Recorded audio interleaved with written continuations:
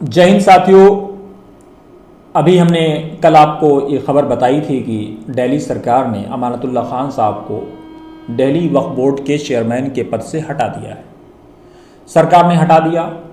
अब सरकार ने ये माना है कि अमानतुल्लाह खान इलीगल तौर पर चेयरमैन थे, लेकिन इसके पीछे का खेल क्या है वो मैं चाहता हूँ कि आप लोग समझें। 20 फरवरी को जो दिल्ली सरकार में मंत्री हैं कैलाश गहलोत साहब, उनके पास एक फाइल जाती है। 13 करोड़ रुपए की ग्रांट मांगी जाती है अमानतुल्लाह खान की तरफ से, इमामों की तनख्वाह को लेकर के और कुछ मसाइल को लेकर के। वो मोहर लगा देते हैं, साइन कर देते हैं।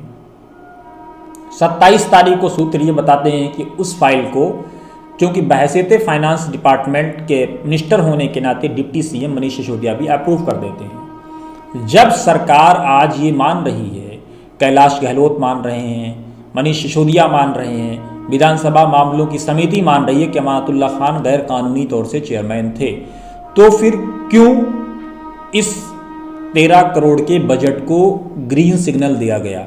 हालांकि खबर यह है कि ऑफिसर्स ने, ब्यूरोक्रेसी ने उसको सैंक्शन नहीं होने दिया और फाइलों में उस मामले को उलझाए रखा। दूसरी खबर यह भी है कि इमामों की तनख्वाहों के मामले को आधार से लिंक करने की बात आई थी। आज तक खबर यह है कि आधार से उन तनख्वाहों को लिंक नहीं किया गया है। अमानतुल्लाह खान साहब चेयरमैन थे या चेयरमैन नहीं थे, ये एक जांच का विषय है, लेकिन सरकार ने यह तय कर दिया है कि वो गैर कानूनी तौर से चेयरमैन थे। जब अमानतुल्लाह खान गैर कानूनी तौर से चेयरमैन थे तो उन लोगों का अब क्या होगा? मनीष सिसोदिया साहब और कैलाश गहलोत साहब, जिन्होंने अमानतुल्लाह खान के प्रपोजल को ग्रीन सिग्नल दिया था। इसी तरह से एक मामला हज हाउस का है। हज हाउस बनाने का मामला सालों से लटका हुआ है। पिछले 5 साल से केजरीवाल साहब की सरकार ने उसको रोक रखा है।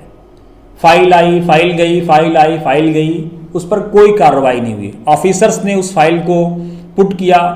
एक बार सिसोदिया साहब ने मीटिंग भी बुलाई, बगैर कारण बताए खबर यह है कि मीटिंग पोस्टपोन कर दी गई। और उसके बाद दोबारा जब ऑफिसर्स ने कहा कि इस मीटिंग को करिए, हज हाउस बनाइए, कोई उस पर सिसोदिया साहब की तरफ से एक्शन नहीं लिया गया। लेकिन जब विधानसभा का इलेक्शन का नोटिफिकेशन हो गया, आचार संहिता लग गई, ज़ाब्ते अखलाक नाफिज हो गया, उसके बाद डिप्टी सीएम साहब के ऑफिस से उनके पीएस एक नोट भेजते हैं ऑफिसर्स को कि चूंकि अब आचार संहिता लग गई है, इसलिए अब इस मामले को आगे नहीं बढ़ाया जा सकता है।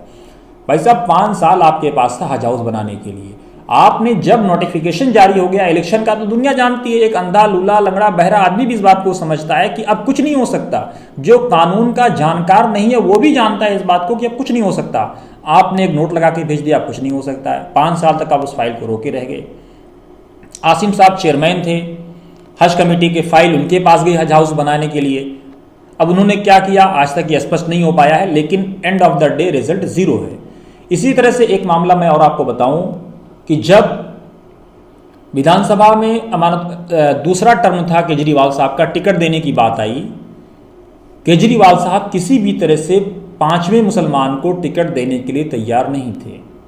सिर्फ और सिर्फ वो चाहते थे कि 4 मुसलमानों को टिकट मिले, 5वें के लिए वो तैयार ही नहीं थे। केजरीवाल साहब की मानसिकता का इस बात से अंदाज़ा लगाया जा सकता है। केजरीवाल साहब ने किसी मुसलमान को राज्यसभा नहीं भेजा, उससे भी उनकी मानसिकता का अंदाज़ा लगाया जा सकता है। केजरीवाल साहब ने बॉम्बे में एक मीटिंग में ये कहा कि किसी तरह से एमआईएम को मुसलमानों से रोक दिया जाए। जिस तरह से कांग्रेस ये कहती थी कि पीस पार्टी से मुसलमानों को रोक दिया जाए, उसी तरह से केजरीवाल साहब ये कह रहे थे कि एमआईएम से मुसलमानों को रोक दिया जाए तो मुसलमानों का मामला हल हो जाएगा। करना कुछ नहीं है। आप समझने की कोशिश कीजिए पर्दे के पीछे क्या खेल चल रहा है।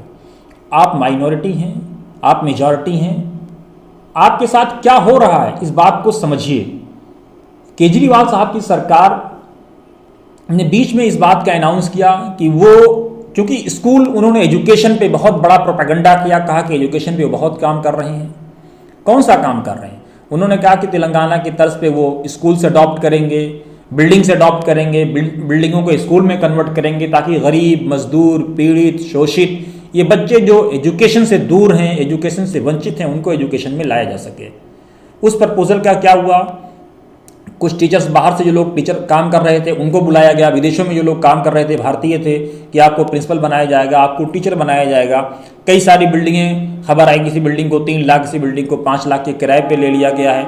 लेकिन आज की तारीख में खबर यह है कि उस बिल्डिंग उसको रोक दिया गया है, उस प्रोजेक्ट को रोक दिया गया है। प्रोजेक्ट को क्यों रोका गया, इस मामले में अभी तक सरकार की तरफ से कोई सफाई नहीं आई है। इसलिए अब जो खबर ये आ रही है कि अमानतुल्लाह को हटाया इसलिए गया है क्योंकि अमानतुल्लाह खान दंगा पीड़ितों के लिए काम कर रहे थे। जो लोग चाहे वो किसी भी धर्म के हों, किसी भी समुदाय के हों, अमानतुल्लाह खान की कोशिश ये थी कि उनको बसाया जा सके। लेकिन अब नदीम खान जो एक सोशल एक्टिविस्ट हैं, उन्होंने कहा है कि केजरीवाल बी टीम है। जैसे मिक्सर के एक छोटा जूस होता है, मिक्सर में एक छोटा जार मिलता है, एक बड़ा जार मिलता है, तो बड़ी जार ये बीजेपी है और छोटा जार ये केजरीवाल है। बहरहाल ये एक जांच का विषय है। दोस्तों, अमानतुल्लाह खान वाले इस एपिसोड में बस इतना ही। आप देखते रहिए वतन समाचार। जय हिंद, जय भारत, हिंदुस्तान जिंदाबाद।